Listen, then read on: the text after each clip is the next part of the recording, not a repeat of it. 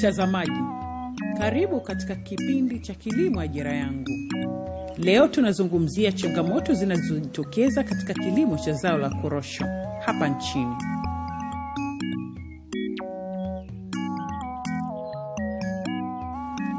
Zao la korosho ni zao kubwa la kibiashara hapa Tanzania, ambalo limekuwa likiingiza fedha nyingi serikalini na kumpatia mkulima kipato kikubwa sana.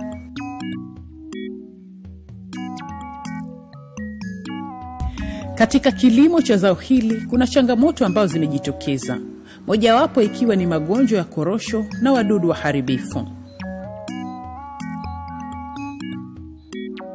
Magonjwa ambayo yamewahi kukumba zao hili ni ubwiriunga, ambao ulichukua miaka 5 kupata dawa, na ugonjwa mwingine mkubwa ulikuwa blight, na ulichukua miaka 3 kupata dawa yake. Magonjwa hayo mawili niliyoyataja yanaathiri eneo la juu ya mti wenyewe.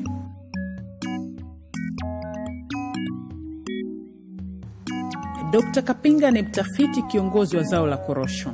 Anasema, sasa hivi kuna ugonjwa mpya ambao unaitwa mnyauko fusari. Huu umeingia takriban miaka 5 iliyopita.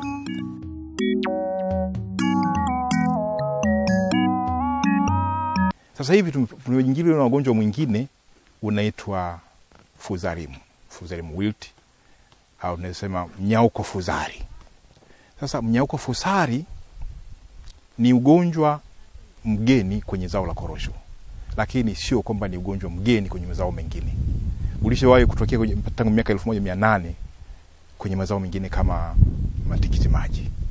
Sasa kwetu kwenye korosho ni kwamba ndio kwanza tumeanza kuona hapa Tanzania, na kuna sehemu nyingine yote ambayo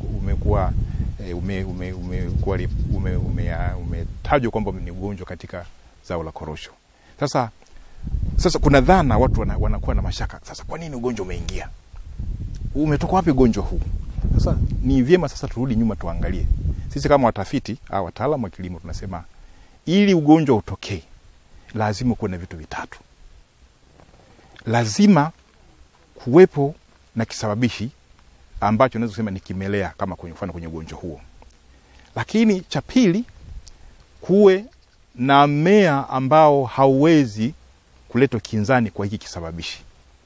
Na cha tatu, kuwe na mazingira ambayo kile kimelea kitaweza kuwa na uwezo wa kuathiri mmea ambao uko pale au zao. Sasa hiyo sisi tunaita pembe tatu ya ugonjwa au disease triangle. Sasa pembe tatu ya ugonjwa huo ndio ambayo inafanya ugonjwa utokee. Kwa hiyo katika vitu vitatu, yani vimelea ndio ambavyo visababishi, mmea ambao hauwezi kukinzana na kimelea, na mazingira ambayo yatafanya kimelea kiweze kuwa na uwezo kuathiri mmea au zao, ndipo ugonjwa utatokea. Kimoja katika hicho kisipokuwepo hakuna ugonjwa.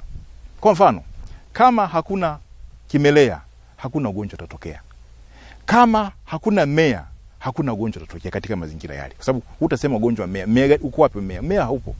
Lakini pia kama mazingira kukifanya kimelea kiwe na uwezo wa kuathiri ile mmea wako au zao lako, kwa mfano kama korosho, kama sio rafiki kwa kimelea kukifanya kiwe na nguvu ya kuathiri ule mkorosho, hakutakuwa na ugonjwa.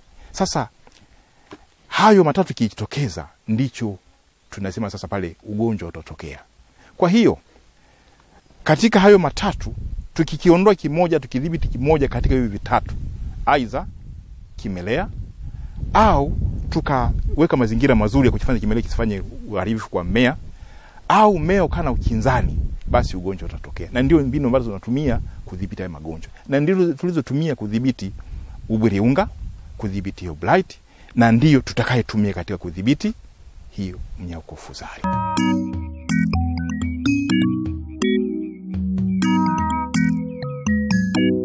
Watafiti wanasema ugonjwa huu umebainika maeneo machache ambayo ni kijiji cha Legeza Mwendo Liwale, kijiji cha Nanganga Masasi, Mitene na Nakayaka wilaya ya Tandahimba. Kwa nini ugonjwa huu umejitokeza sasa?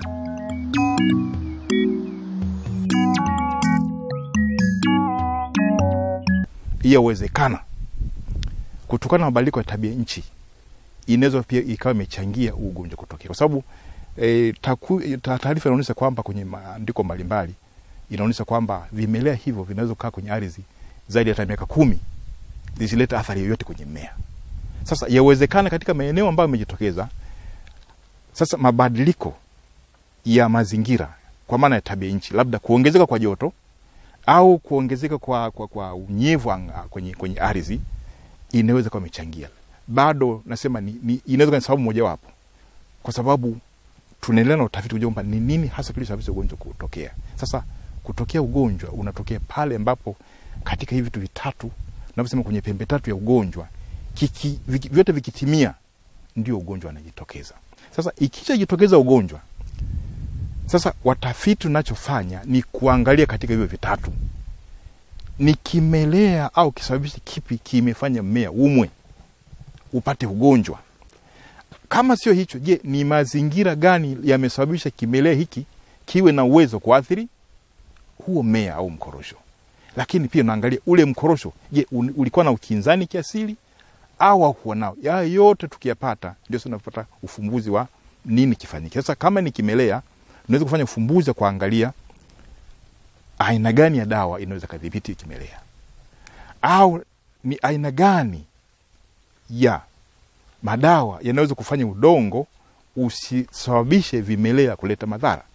Na nimesema udongo kwa sababu ugonjwa huu wa mnyakofusari, tofauti na ile magonjwa mengine ya ubiriunga na blight, ni kwamba mnyakofusari wenyewe unaanzia kwenye mizizi alafu unaendelea kwenye mti kwenda juu. Kwa hiyo unaenea kupitia ardhi, unaingia kwenye mmea kupitia mizizi, halafu unapanda juu na kuathiri maeneo mengine ya mmea huo au mkorosho huo.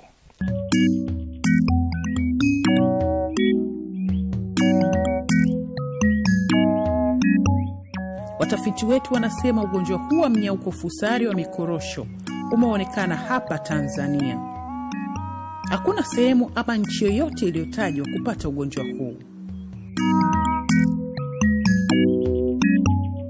Sasa kinachofanyika kama watafiti, hatuwezi kufanya utafiti wa ugonjwa ambao haupo au haujatajwa popote, ila kwa kutumia sayansi ya molecular au ya kibiotechnolojia unaweza kufanya utafiti wa kutambua au kuwa na mbegu yenye ukinzani hata ugonjwa huu haujaingia nchini kwenu, lakini lazima kuwe mahala fulani ugonjwa huu upo. Kwa hiyo nyinyi mkishajua taarifa kwamba mahala fulani kuna ugonjwa fulani na mimea fulani inavumilia mingine haivumilii, mnaweza kufanya sasa taratibu kuzalisha mbegu zenye ukinzani kwa kufuatilia kule wenzenu kuna nini kimejitokeza. Sasa kwa sababu ugonjwa wa mnyakofusari ndio kwanza umejitokeza hapa nchini kwetu, hakuna jinsi ambavyo watafiti wangetafiti ugonjwa ambao haupo duniani kwenye zao la korosho.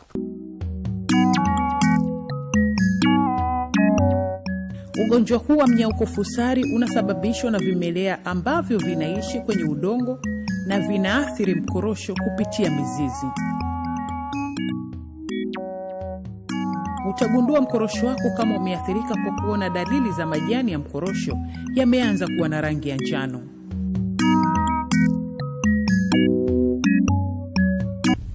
Sio kila rangi ya njano kwenye jani la mkorosho ni mnyakofusari. Tofauti na magonjwa na rangi zingine za njano ni kwamba mnyakofusari wenyewe kwa kawaida utakuta yale majani ya njano yanaweza kuta hata katikati ya tawi. Unaweza kutabadilika kama hapa njano, au katika tawi moja tawi kidogo kimoja kinakuwa njano, kingine sio njano. Lakini unaweza kuta njano kwenye mkorosho ikawa sio sababu ya ugonjwa wa mnyakofusari. Na ninaeleza hivi kwa sababu nitakapokuja kuelezea namna kudhibiti usienee, tusije tukapata taharuki ukakuta mkorosho na majani ya njano unaanza kukata.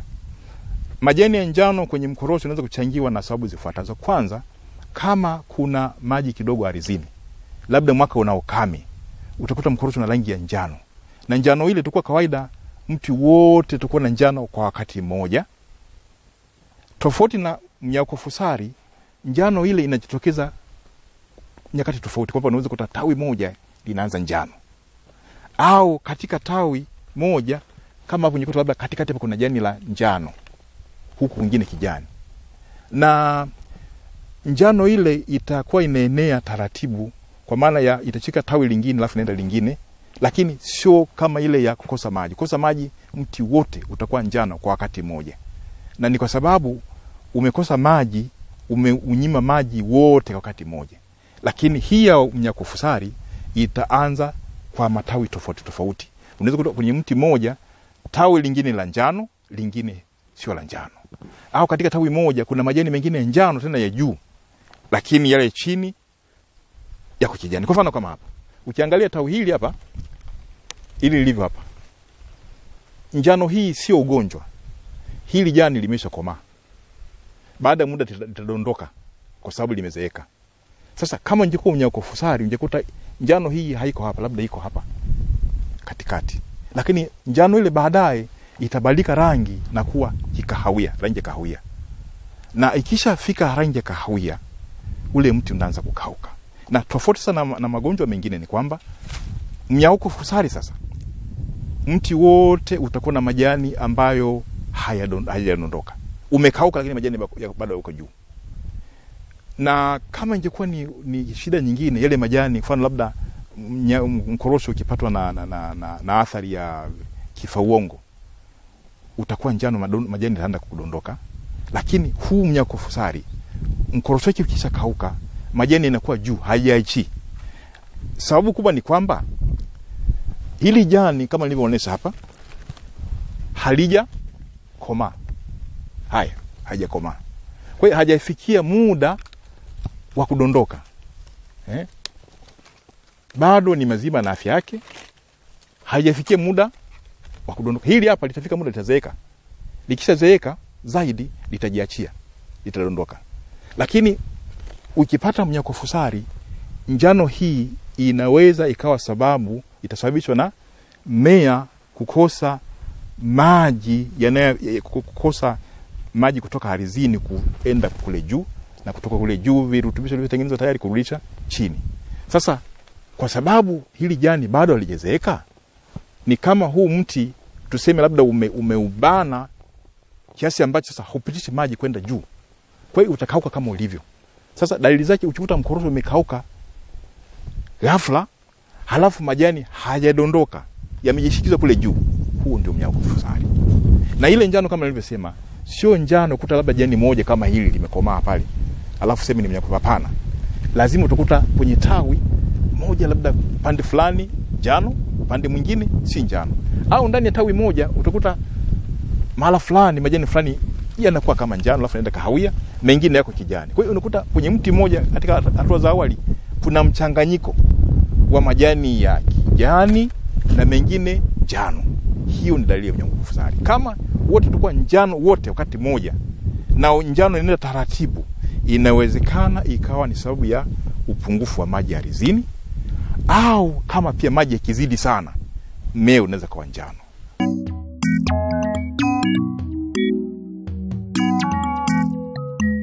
Tumeshajua dalili za ugonjwa.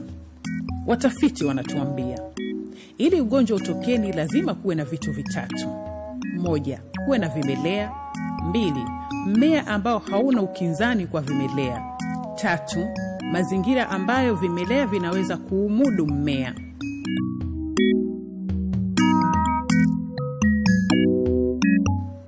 Dr. Kapinga anafafanua zaidi.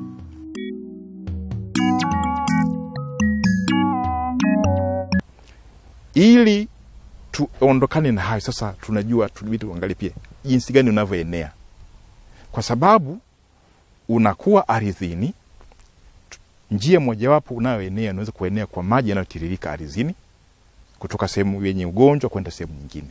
Lakini pia unaweza kuenea kwa mtu kutumia jembe au shoka au panga kwenye shamba lenye athari ya ugonjwa, akaenda kutumia kwenye shamba lingine ambalo halina athari. Lakini sababu nyingine, Kwa mfano ukaanzisha kitalu kwenye shamba ambalo lina ugonjwa huo, ina maana kwamba utakapobeba ile miche kwenda nayo shamba lingine au kwenda kupanda shambani, utakuwa unabeba miche ambayo tayari imebeba vimelea au umebeba udongo wenye vimelea vya ugonjwa. Sasa ili sasa tuzuie ugonjwa usienee, nini tufanye? Cha kufanya ni kuhakikisha kwamba vile vyanzo vyote au sababu zote zinaweza kufanya vimelea vihame kutoka ugonjwa shamba lingine kwenda lingine au mti kwenda mti mwingine tuvizuie. Kwa mfano sasa tunashauri, ukiona mkorosho una dalili za mnyauko fusari, hakikisha kwamba unaukata na kuchoma moto ili kupunguza uzalianaji wa vile vimelea. Sasa hapa angazi unasema kama mwanzoni pale kwamba ni vyema, kwa sababu ni ugonjwa huu, ni kwa sababu ni mgeni kidogo kwa watu walio wengi, ni vyema ukiona dalili nilizosema, kabla hujaamua hivyo, wasiliana na mtaalamu wa kilimo aliye karibu na eneo lako ili kuondoa mashaka kwamba ni wenyewe ule ugonjwa au sio ule. Na waamini sana wataalamu wetu wa gani wanafahamu zaidi haya mambo, kwa sababu kama nilivyosema mwanzoni kwamba huu ugonjwa ni mgeni kwenye korosho, lakini mazao mengine ugonjwa upo. Wamesoma kwenye vyuo tangu miaka hiyo, enzi hizo, wanajua mnyauko fusari unakuaje. Sasa kwenye korosho ndio umeingia kwetu hapa kwa mara ya kwanza, lakini habari na adhari ya mnyauko fusari wanafahamu. Kwa hiyo naamini wataalamu wetu wako vizuri na ndio walikuwa wanatupa taarifa sisi nini kinachoendelea kwenye maeneo yao ya kazi. Kwa hiyo nashauri sana wakulima, na sisitiza, ukiona dalili kama hizo, ripoti haraka sana kwa mtaalamu aliyo karibu na wewe, naye pia jiridhishe hizo dalili ndio za mnyauko fusari. Ukijiridhisha vile, basi ule mkorosho kata na kuchoma moto. Kifaa utakachotumia kukatia mkorosho, iwe panga, iwe shoka, usitumie kukatia mkorosho mwingine ambao haujaathirika na ugonjwa huo kabla haujakiweka kwenye moto. Kama panga, weka kwenye moto kwa maana ambayo utafanya vile vimelea vife, usije kambukizo sehemu nyingine. Na lingine nimesema, kisiwekwe kitalu kwenye shamba ambalo lina huo ugonjwa. Na pia usizolee udongo kwa ajili ya kuzalishia kuwekea kwenye viriba au kuzalishia miche kutoka kwenye shamba ambalo limeathirika na ugonjwa. Lakini lingine, mkorosho ambao umekauka, bado tafiti zetu zinaonyesha kwamba unakuwa na vimelea ndani. Sasa tunashauri pia usibebe kuni zile za mkorosho uliokauka kwa ugonjwa wa mnyauko fusari kupeleka nyumbani. Sasa hapa mtu anaweza kuuliza, kuni si zitaungua? Mashaka yetu ni kwamba utakuwa na uhakika kiasi gani wewe umebeba kuni zako utadondosha kakipande ka mti njiani, na kule nyumbani unachukua kuni umeweka labda kwenye sehemu na uhifadhia kuni, una uhakika gani kwamba wewe kama haupo watoto wanaweza wakahakikisha kwamba kuni zote zimeungua? Sasa kuondoa utata huo, ndio maana tunashauri kwamba ni vyema tusikate kuni za mikorosho iliyopatwa na mnyauko fusari alafu tuende nazo nyumbani kama kuni. Inaweza kuleta madhara katika mashamba yetu mengine. Lakini lingine pia tunashauri pia visikatwe vikonyo vya kubebeshea mikorosho kutoka kwenye shamba ambalo lina athari ya mnyauko fusari. Yawezekana kuona mti wa mkorosho shambani kwako ni mzuri, hauna dalili za mnyauko fusari, lakini pengine wadudu wameshaingia ila tu dalili hazijaonyesha. Kwa hiyo sasa vile vikonyo ambavyo tunaita scion zisivunwe kutoka kwenye shamba ambalo limeonekana lina athari ya mnyauko fusari. Hayo ni muhimu sana tuyazingatie, na tunasema hivi kwa sababu ni ugonjwa ambao inabidi tushirikiane watu wote, wadau wote. Iwe ni mkulima korosho au sio mkulima korosho, mwananchi yote ambaye yupo inabidi huu ujumbe ausikie na utendee kazi, kwa sababu korosho zinazovuna Tanzania hazifaidishi kulima korosho tu. Serikali inapata pesa nyingi sana kutoka kwenye korosho. Zile pesa kipatikana inaleta faida kwa nchi nzima. Kwa hiyo huu ni ujumbe ambao kila mwananchi anatakiwa aufahamu na ashiriki kutoa taarifa kwa watu wengine.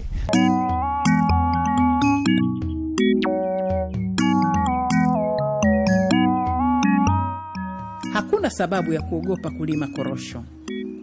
Hapo awali kulikuwa na magonjwa kama ubwiriunga, blight na magonjwa mengine mengi.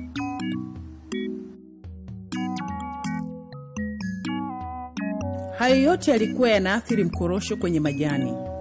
Lakini tofauti ni kwamba huu unaua kabisa mkorosho na unaanzia kwenye udongo. Ni ugonjwa hatari kuliko yote niliyoyataja. Ili mkulima arejee kwenye hali yake ya kawaida baada ya shamba lake kuathirika na ugonjwa huo, itamchukua miaka 10 au zaidi.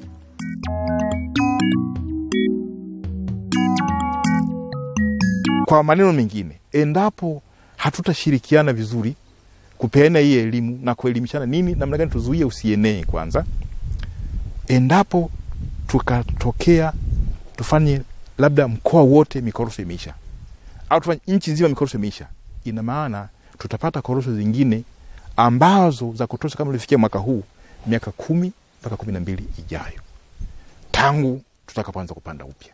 Sasa hilo halitatufikisha na imani halitatufikisha kwa sababu tuko makini na hilo. Na la kwanza kabisa ninasema ni kudhibiti, kuhakikisha kwamba usienee maeneo mengine. Wakati tunaendelea na tafiti za kujua dawa gani inaweza kafaa, ni mbegu gani inaweza kuwa na ukinzani, na kingine labda kwenye hilo ni nzuri pia niliweke vizuri kwamba tunapozungumzia mambo ya madawa, dawa pia ni kitu cha hatari. Tuelewe kwamba katika zao la korosho tunasema tuchanganye na mazao ya msimu. Sisi kama watafiti tunaenda nayo yote. Changanya zao la msimu kama karanga, njugu, ufuta, upande mle. Mihogo panda kwenye shamba lako la mikorosho. Sasa tunapoenda kwenye utafiti wa madawa, maana yake ni kwamba mwisho wa utafiti lazima pia tuangalie hiyo dawa ambayo imedhibiti huu mkorosho haitakuwa na athari kwa mlaji wa mihogo aliyevuna kwenye shamba lile, haitakuwa na athari kwa mlaji wa karanga atakazovuna kutoka shamba lile au njugu.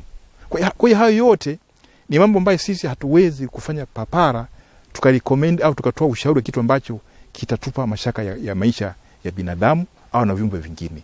Lakini nasema tafiti ziko makini kuhakikisha kwamba tunapata ufumbuzi wa kutumia mbegu bora, wa kutumia viuatilifu na njia nyingine za kiagronomia kuhakikisha kwamba mwisho wa siku zoezi lishakamilika, wakulima wanaendelea kupata mavuno ya korosho kama ilivyo sasa au zaidi ya pale. Na ndivyo nilivyofanya hata kwenye mambo ya madawa haya ubwiriunga. Hatukuanza na dawa hii ya sulfa peke yake.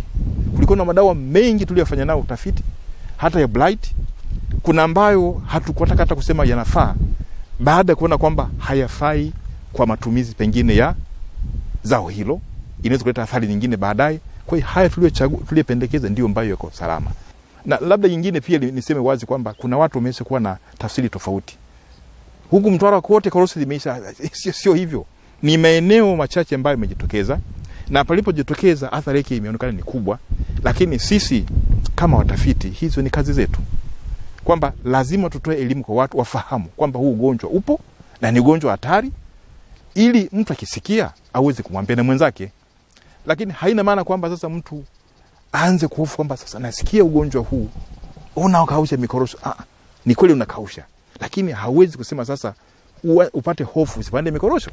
Kwa hiyo wananchi, wakulima wa korosho na hata ambao sio wakulima wa korosho, hapa ujumbe ni kwamba tushirikiane wakati tafiti zinaendelea za kubaini mikorosho ambayo itakuwa na ukinzani dhidi ya ugonjwa huu, kubaini viuatilifu vinavyofaa. Lakini mbinu nyingine za kiagronomia, tushirikiane kutafuta au kufanya kila hali kuhakikisha kwamba ugonjwa huu hauenei maeneo mengine. Na wakati huo tuendelee kutunza mashamba yetu yawe safi wakati wote, na tuepuke zile njia zote nilizosema zinazosababisha ugonjwa kuenea kutoka shamba lingine kwenda shamba lingine. Hapo labda nyingine tahadhari naweza kusema ni kwamba sisi kama watafiti tunaomba popote pale ambapo watu wameona dalili za aina hiyo, ni vyema tupewe taarifa kwa kupitia wataalamu wa kilimo walioko maeneo yale.